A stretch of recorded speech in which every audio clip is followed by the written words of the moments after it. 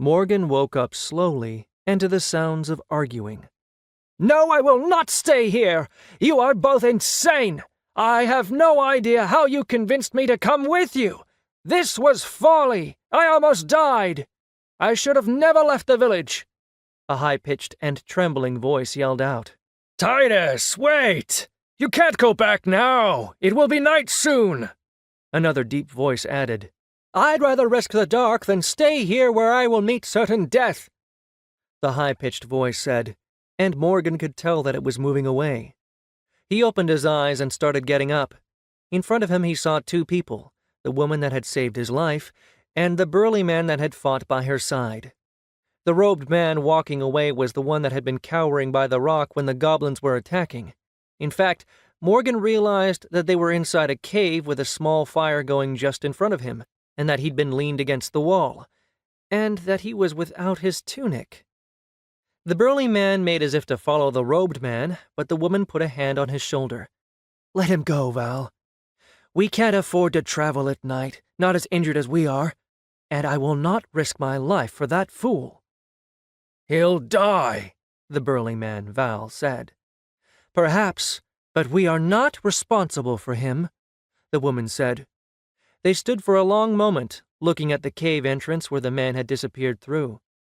Morgan leaned against the wall, waiting for them to turn around. When they didn't, he started feeling a bit uncomfortable, so he coughed discreetly to get their attention. Both of them turned around, lightning fast, with their weapons ready. Morgan's eyes widened and he raised his arms. "Whoa there! That isn't necessary!" The two stared at him for a moment, and then both of them lowered their weapons.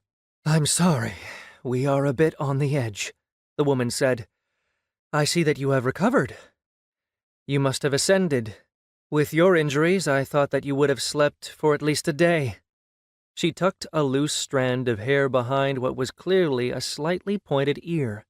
The action drew Morgan's attention to her face, and he noticed just how attractive she was. She looked young, about the same age as Morgan himself, with piercing green eyes, a narrow nose, and lips made for kissing.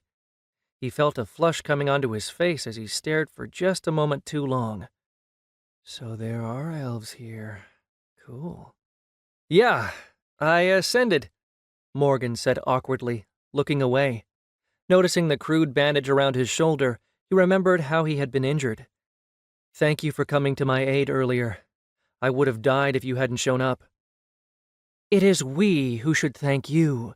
If you didn't come to our aid, we would have been dead by now ourselves," the woman said. "Yes, and the way that you taunted and drew away those goblins, there was a very inspired tactic.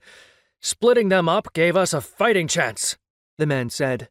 "Ah, right, yeah, I totally meant to do that. That's what I wanted to happen." Morgan mumbled and sat down on the floor.